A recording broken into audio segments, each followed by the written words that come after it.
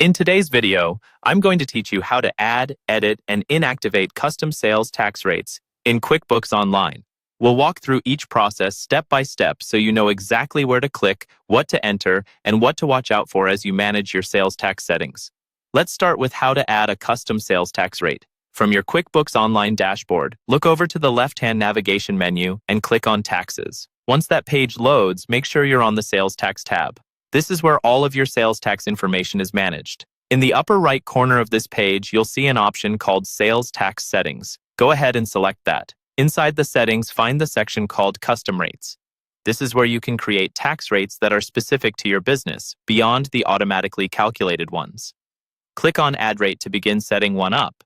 Now you'll choose what kind of rate you want to create. You can pick either a single rate or a combined rate. A single rate is used when you're dealing with just one tax, like a single state or city rate. For this option, enter a clear name for the tax rate, select the tax agency you pay that tax to, and then type in the percentage rate. Take a moment to double-check the percentage so your calculations are accurate.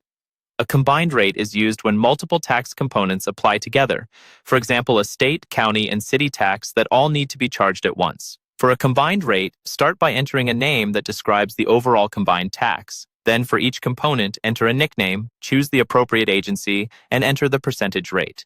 If you have more than two components, you can add additional ones until the combined rate matches how your jurisdiction requires you to charge tax. When you've finished entering the details for either a single or a combined rate, click Save. Your new custom rate will now be available when you create invoices and sales receipts. Next, let's look at how to edit an existing custom sales tax rate. One important note before you make changes. Updates to a tax rate only affect new transactions going forward. Any existing invoices or receipts that already used the old rate will keep that original percentage, which helps preserve accurate historical records. To edit a rate, once again, go to the Taxes menu and select Sales Tax. Open Sales Tax Settings. In the Custom Rates section, find the tax rate you want to change and select Edit. Here, you can update the name to keep things organized or adjust the rate if your tax agency has changed it.